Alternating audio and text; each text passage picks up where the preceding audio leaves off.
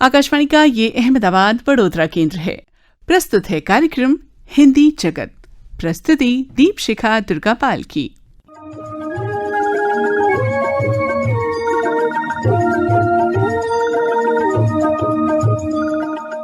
दोस्तों, मैं हूं आज की आपकी आधे घंटे की हमसफर मधु। नमस्कार।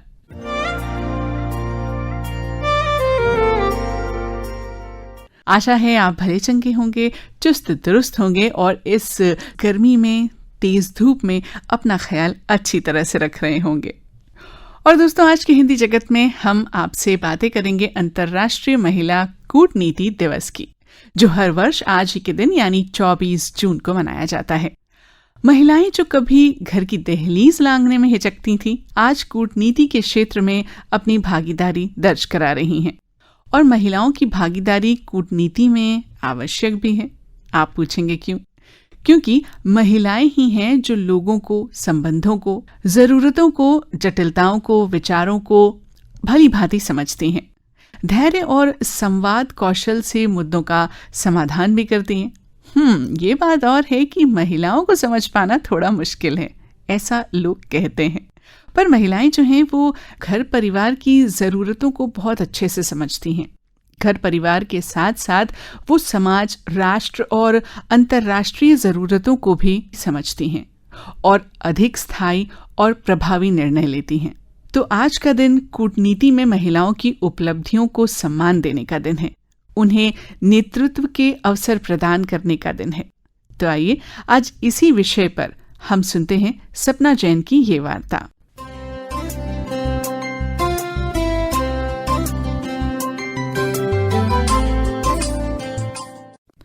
नमस्कार श्रोताओं, आज हम कूटनीति में महिलाओं के योगदान विषय पर बात कर रहे हैं।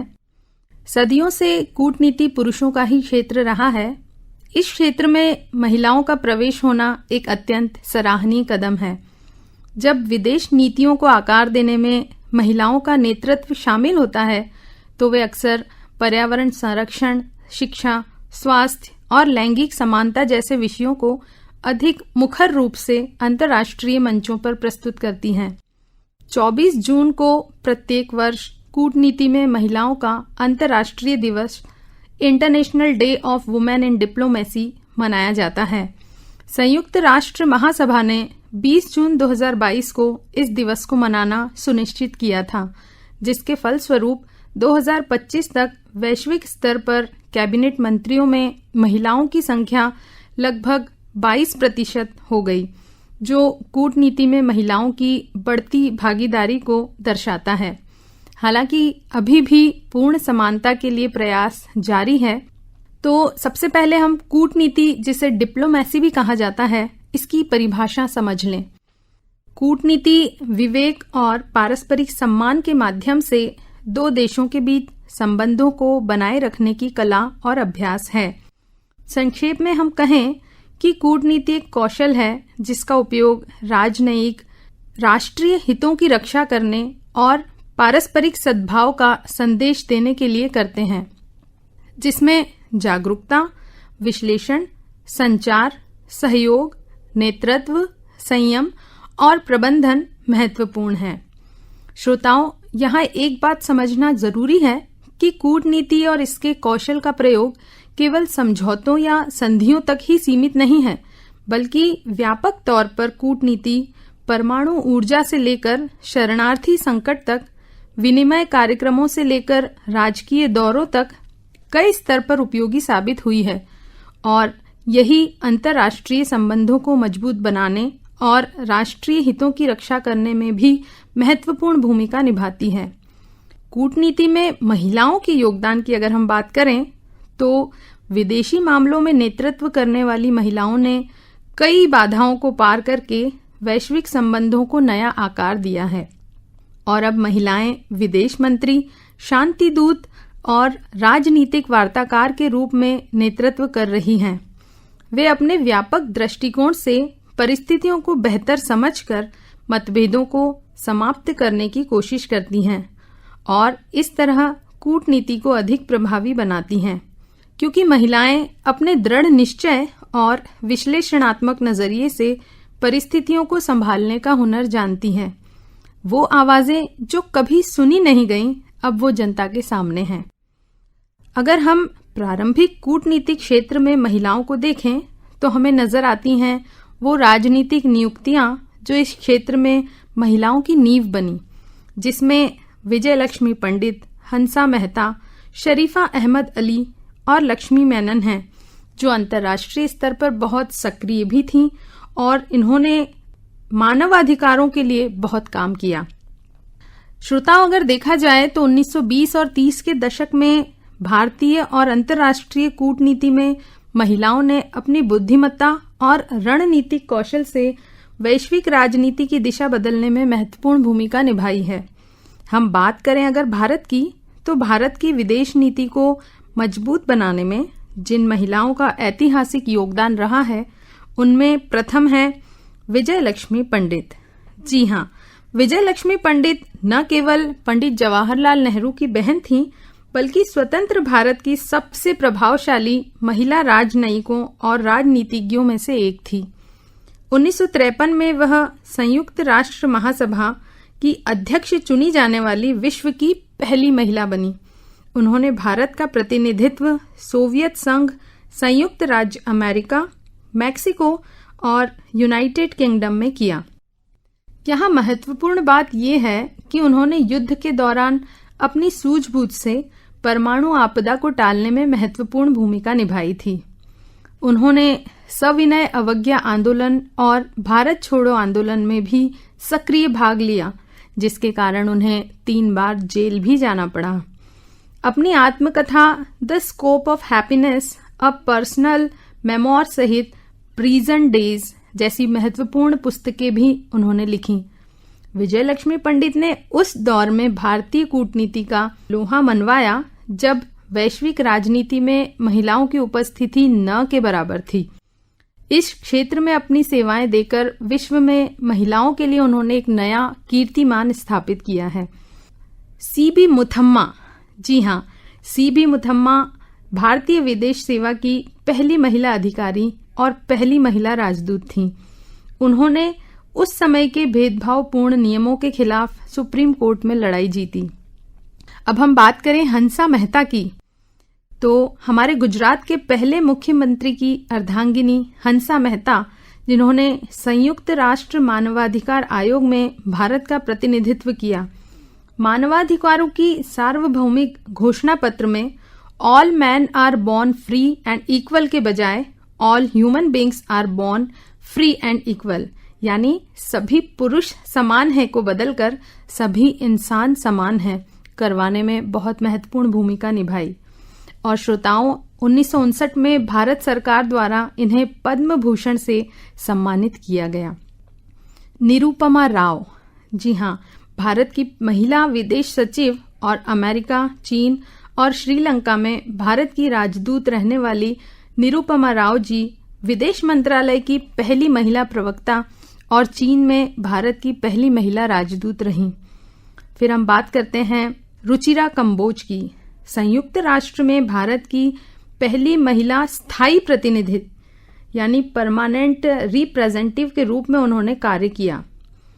चौकीला अय्यर, जो कि 2001 में भारत की पहली महिला विदेश सचिव नियुक्त की गईं, उनकी नियुक्ति ने ये साबित कर दिया कि रणनीतिक नेतृत्व के पदों पर महिलाएं बेहतर कार्य कर सकती हैं। अरुंधति घोष की अगर हम बात करें तो जिनेवा में संयुक्त राष्ट्र में भारत की राजदूत और व्यापक परमाणु परीक्षण प्रतिबंध संधि में भारत की मुख्य वार्ताकार रहीं। स्नेहा दुबे, जी हाँ, इस युवा अधिकारी ने संयुक्त राष्ट्र महासभा में कश्मीर मुद्दे पर पाकिस्तान को कड़ा जवाब देकर वैश्विक स्तर पर सुर्खियां बटोरी थीं। संयुक्त राष्ट्र में भारत के स्थायी प्रतिनिधि के रूप में रुचिरा कंबोज के सेवानिवृत्त होने के बाद वर्तमान में पर्वथानेनी हरीश 2024 से इस पद पर कार्यरत हैं और भारत का मान बढ़ा रही हैं। वर्तमान में वाणी राव, नगमा मलिक, नीता भूषण, मुआनपुई सयावी, गीतिका श्रीवास्तव आदि महिलाओं ने कूटनीति में मोर्चा संभाला हुआ है। श्रोताओं, ये तो थी भारत की अद्भुत व्यक्तित्व की धनी महिलाओं की बात। इसी तरह वैश्विक कूटनीति में महिलाओं का प्रतिनिधित्व बढ़ने से नारीवादी विदेश नीति, फेमिनिस्ट फॉरेन पॉलिसी जैसी नई अवधारणाओं का जन्म हुआ। इसके माध्यम से दुनिया भर में महिलाओं के खिलाफ हिंसा को रोकने, उन्हें आर्थिक रूप से सशक्त बनाने और राजनीतिक भागीदारी सुनिश्चित करने के लिए अंतर्राष्ट्रीय संधियां और नियम बनाए जा रहे हैं। अब हम अंतर्राष्ट्रीय स्तर पर प्रभावशाली महिला राजनयिक की बात करेंगे, जिन्होंने वैश्विक मंच पर कूटनीतिक रूप से बड़े बदलाव किए हैं, जिसमें है एंजेला मर्केल, जर्मनी की पूर्व चांसलर, जिन्होंने यूरोपीय संघ की एकता और वैश्विक संकटों के दौरान शानदार कूटनीति का परिचय दिया। मैडलिन अल्ब्राइट अमेरिका की पहली महिला विदेश मंत्री बनी। हिलेरी क्लिंटन पूर्व अमेरिकी विदेश मंत्री, जिन्होंने स्मार्ट पावर कूटनीति पर जोर दिया। कोंडोलीजा राइस पहली अश्वेत महिला जो अमेरिकी विदेश मंत्री और राष्ट्रीय सुरक्षा सलाहकार रहीं। मार्गरेट थैचर, इन्हें कौन नहीं जानता, ब्रिटेन की पहली महिला प्रधानमंत्री, जिन्हें अपनी सख्त विदेश नीति के लिए आयरन लेडी भी कहा जाता था। गोल्डा मेयर इजराइल की पूर्व प्रधानमंत्री और प्रभावशाली राजनयिक रहीं। इसके अलावा Linda Thomas, Rosemary DiCarlo, Catherine Russell, Melanie Joly, Penny Wong आदि कितनी ही महिलाओं ने वैश्विक मंच पर कूटनीति के क्षेत्र में महिलाओं का नाम रोशन किया है। इन महिलाओं का प्रभाव केवल उनके पदों तक सीमित नहीं है, बल्कि वे जलवायु परिवर्तन, वैश्विक सुरक्षा और लैंगिक समानता जैसे विषयों पर अंतर्राष्ट्रीय संधियों को आकार दे रही हैं। कूटनीति में महिलाओं की सक्रिय भागीदारी कोई विकल्प नहीं, बल्कि वैश्विक शांति और स्थिरता के लिए एक अनिवार्य आवश्यकता है। जब मंच पर हर वर्ग की आवाज होगी, तभी तो विश्व के विवादों का स्थायी समाधान संभव हो पाएगा। उन सब महिलाओं के जज्बे को सराहा जाना चाहिए जो सरहदों के पार शांति और विकास की इबारत लिख रही हैं। श्रोताओं, प्रतिनिधित्व मायने रखता है और कूटनीति में महिलाओं की सशक्त आवाज केवल कुछ लोगों के हित में नहीं, सिर्फ समाज के हित में नहीं, बल्कि राष्ट्र के समग्र हित में है।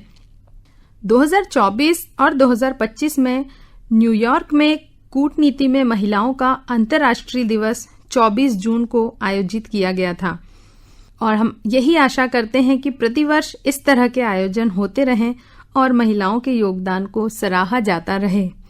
प्रारंभ में कूटनीति में महिलाओं की जो संख्या ना के बराबर थी, वो अब बढ़कर 22% तक आ चुकी है, जो कि एक बहुत ही सकारात्मक बदलाव है। सभी देशों के बीच संबंध बेहतर बने और उन्हें सुदृढ़ बनाने में महिलाओं का सक्रिय योगदान उत्तरोत्तर बढ़े। इसी आशा के साथ इन पंक्तियों से अपनी बात को समाप्त करती हूँ। कूटनीति के क्षेत्र में भी नारी ने सम्मान पाया है, अपने साहस और धैर्य से राष्ट्र गौरव बढ़ाया है। समानता और सहयोग का नारी ने दीप जलाया है, मानवता का संदेश देकर भारत का मान बढ़ाया है। सौहार्द बढ़े संबंधों में और राष्ट्र हितों की रक्षा हो, शांति का हो मार्ग प्रबल, हर ओर प्रेम की भाषा हो, हर ओर प्रेम की भाषा हो। धन्यवाद।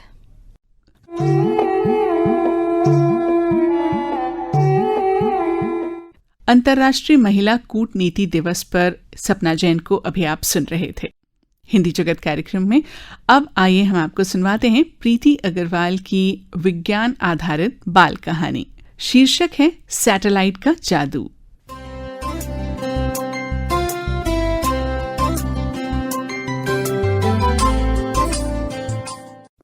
सुहानी रात थी। आसमान एकदम साफ था और तारे ऐसे टिमटिमा रहे थे जैसे किसी ने गहरी नीली काली चादर पर हीरे टांग दिए हों।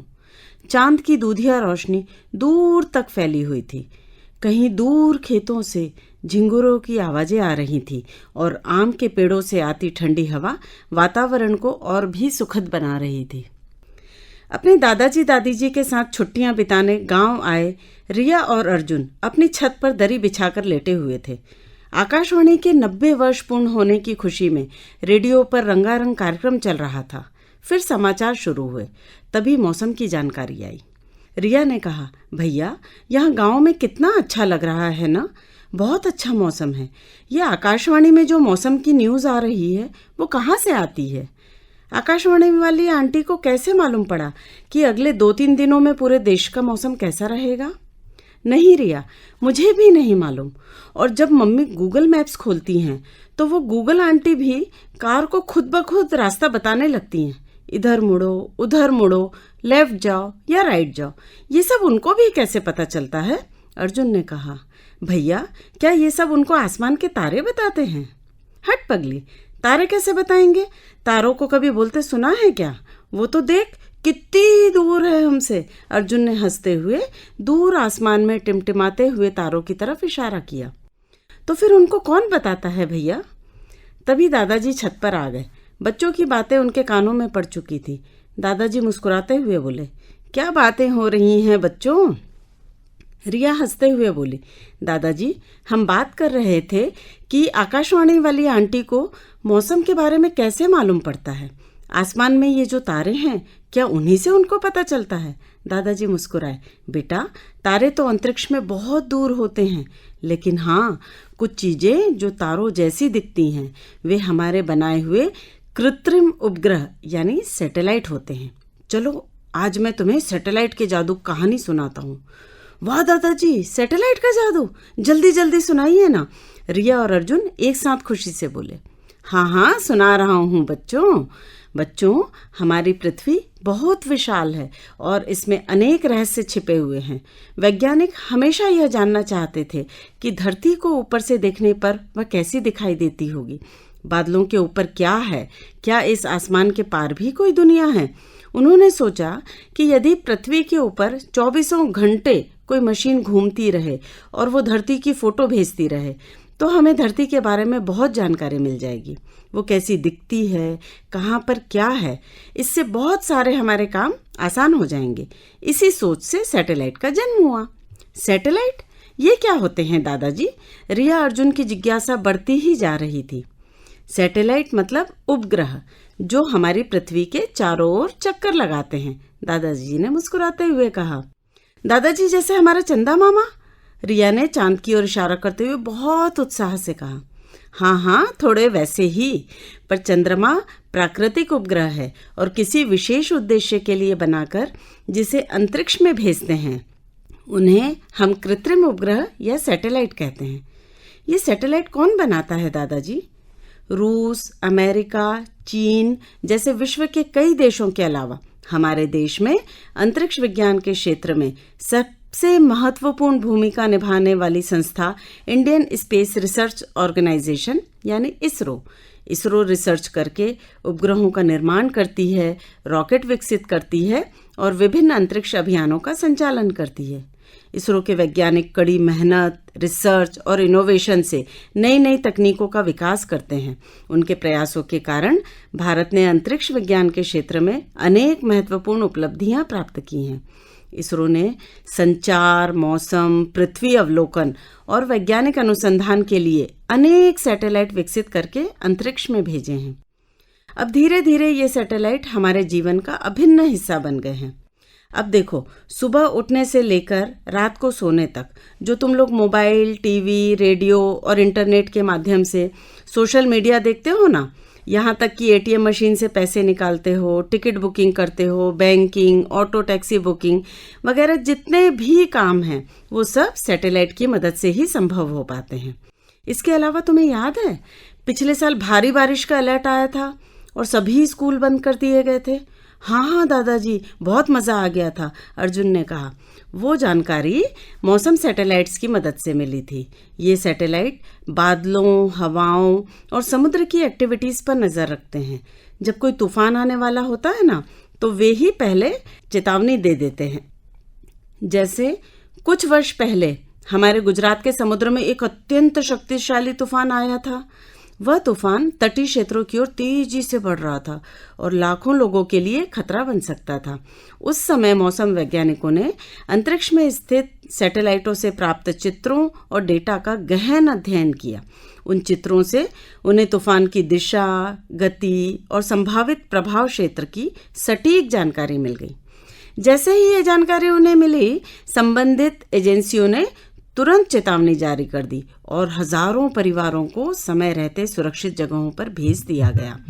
परिणाम स्वरूप एक बड़ी प्राकृतिक आपदा के बावजूद जनहानि को काफी हद तक रोका जा सका। बेटा, यदि सैटेलाइट से यह जानकारी समय पर न मिलती तो सोचो स्थिति कितनी भयावह हो सकती थी। वास्तव में सैटेलाइट आकाश में मौजूद ऐसे सतर्क प्रहरी हैं जो 24 घंटे पृथ्वी पर नजर रखते हैं और संकट आने से पहले हमें चेतावनी देकर हमारी रक्षा करते हैं। ओह, अब समझ में आया कि आकाशवाणी वाली आंटी को भी मौसम सैटेलाइट्स ने ही बताया होगा, रिया ने कहा। बिल्कुल सही कहा बच्चों। पर दादाजी, ये सैटेलाइट जानकारी कैसे भेजते हैं? अच्छा, मान लो तुम किसी ऊंची इमारत की छत पर खड़े होकर पूरे शहर को देख रहे हो। आपको एक साथ बहुत कुछ दिखाई देता है ना। सैटेलाइट भी अंतरिक्ष से पृथ्वी को इसी तरह देखता है, लेकिन उसकी आंखें, जो कि बहुत शक्तिशाली कैमरे और सेंसर होते हैं, वो ऐसी चीज़ों को भी देख सकते हैं जिन्हें हमारी आंखें नहीं देख सकती। सैटेलाइट जो देखता है, मापता है, उसे डिजिटल डेटा में बदलता है और रेडियो संकेतों के माध्यम से पृथ्वी पर भेज देता है, जहां वैज्ञानिक उसका विश्लेषण करके उसका उपयोग करते हैं। अब जो तुम्हारे मोबाइल में गूगल मैप्स रास्ता दिखाता है ना, वह भी सैटेलाइट की मदद से ही आता है। जीपीएस तकनीक हमें किसी भी लोकेशन की सही स्थिति बताती है। इससे कारें, ट्रक, पानी के जहाज और हवाई जहाज सुरक्षित तरीके से अपने गंतव्य तक पहुंचते हैं। ओह अच्छा, तो गूगल आंटी का ये राज है, रिया ने हंसते हुए कहा। हाँ बेटा, अंतरिक्ष में भेजे गए सैटेलाइटों से हमें विशाल मात्रा में जानकारी प्राप्त होती है और उस जानकारी को लोगों तक पहुंचाना, समाज के विकास में उपयोगी बनाना भी उतना ही ज़रूरी है। वो कौन करता है दादाजी? अर्जुन ने पूछा। वही अपना इसरो और उसके साथ अपना बाइसेगैन। इसरो सैटेलाइट की डिज़ाइनिंग, निर्माण से लेकर उसको अंतरिक्ष में भेजना, उसकी लगातार ट्रैकिंग करने के साथ साथ उससे प्राप्त जानकारियों को प्रोसेस करके लोगों तक पहुंचाता है। और उसके साथ गांधीनगर में स्थित Bhaskaracharya national institute for space applications and geo informatics यानी बाइसेग-एन सैटेलाइट तकनीक और जीआईएस का उपयोग करके कृषि, शिक्षा, आपदा प्रबंधन, जल संसाधन, शहरी एवं ग्रामीण विकास तथा ई गवर्नेंस जैसे अनेक क्षेत्रों में कार्य करता है। बाइसेग-एन द्वारा सैटेलाइट की मदद से लगभग सभी भारतीय भाषाओं में बहुत से शैक्षणिक चैनल चलाए जा रहे हैं, जिसके कारण पहाड़ों, रेगिस्तानों और दूरस्थ गांवों में रहने वाले बच्चे भी विशेषज्ञ शिक्षकों से जुड़कर अपनी सुविधा अनुसार अपनी मातृभाषा में पढ़ाई कर रहे हैं। मतलब अंतरिक्ष ने शिक्षा को भी आसान बना दिया दादाजी, रिया ने कहा। बिल्कुल। इतने में दादी जी गरम गरम दूध लेकर आ गईं। लो बच्चों, पहले दूध पी लो, फिर विज्ञान की दुनिया में घूमना, उन्होंने बहुत प्यार से कहा। दादी, आप भी हमारे साथ बैठो ना। देखो, दादाजी हमें सैटेलाइट के जादू की कहानी सुना रहे हैं। बहुत मज़ेदार है और रोचक भी। नहीं, चलो अब सो जाओ। कल सुबह सैटेलाइट का जादू तुम खुद देखना, दादी जी ने हंसते हुए कहा। अगली सुबह दादाजी बच्चों को गांव के खेतों में ले गए। वहां रामू काका अपने खेत में काम कर रहे थे। राम राम दादा, बच्चे छुट्टियां मनाने आए हैं क्या? रामू काका ने उन्हें देखकर पूछा। हाँ रामू, बस उन्हें खेतों की सैर करवाने ले आया, दादाजी हंसते हुए बोले। अच्छा किया दादा आपने, इस बार तो हमारी फसल भी बहुत अच्छी हुई है। हाँ रामू, बहुत अच्छी दिख रही है तुम्हारी फसल। बहुत मेहनत करते हो तुम अपने खेत में। मेहनत तो शुरू से ही करता हूँ दादा, पर अब तो सरकार की मदद से सब जानकारी हमें पहले ही मिल जाती है, उससे बहुत आसानी हो गई। दादाजी ने बच्चों से कहा। देखा बच्चों, कल तुम्हारी दादी बोल रही थी ना, यहाँ भी तुम्हारे सैटेलाइट का जादू काम आ रहा है, दादाजी ने हंसते हुए कहा। वो कैसे दादाजी? दोनों बच्चे आश्चर्य में थे। वो तो तुम्हें रामू भैया ही बताएंगे। रामू भैया ने कहा, बच्चों, पहले मुझे खेती करने में बहुत मुश्किलों का सामना करना पड़ता था, फसल भी खराब हो जाती थी, लेकिन अब वैज्ञानिक सैटेलाइट से प्राप्त चित्रों और डेटा का एनालिसिस करते हैं और उन डेटा के आधार पर कृषि विभाग और विभिन्न डिजिटल सेवाओं के माध्यम से हमें समय समय पर संदेश प्राप्त होते हैं जो हमारे लिए बहुत उपयोगी होते हैं।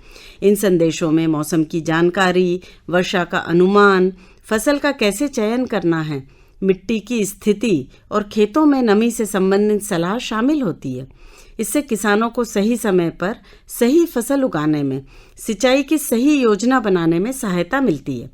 पानी की बचत तो होती ही है, उत्पादन भी बढ़ता है और खेती की लागत कम होती है। उसी का पालन करते हुए अब मैं ही नहीं, सभी किसान भाई बहुत लाभ कमा रहे हैं। मतलब किसान अंकल के भी दोस्त हैं सैटेलाइट? रिया ने पूछा। हाँ, और बहुत अच्छे दोस्त, दादाजी बोले। ये आधुनिक भारत के ऐसे अदृश्य दोस्त और प्रहरी हैं जिन्हें हम रोज नहीं देखते, लेकिन वो धरती पर रहने वाले करोड़ों लोगों के जीवन को सुरक्षित, सुविधाजनक और बेहतर बनाने में निरंतर योगदान दे रहे हैं। दादाजी, मजा आ गया। अंतरिक्ष में घूमते सैटेलाइट वास्तव में बहुत जादुई हैं। आपने हमें इतनी अच्छी कहानी सुनाई, आपका बहुत बहुत धन्यवाद।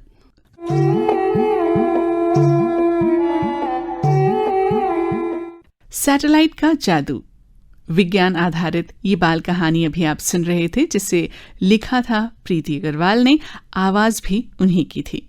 और दोस्तों, इसी के साथ आज का हिंदी कार्यक्रम समाप्त करने की मुझे यानी मधु को अनुमति दीजिए।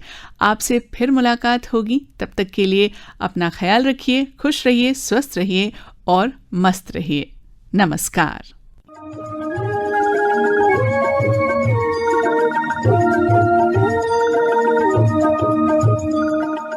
हिंदी जगत कार्यक्रम का प्रसारण आकाशवाणी के अहमदाबाद वडोदरा केंद्र से किया गया। प्रस्तुति दीपशिखा दुर्गापाल की।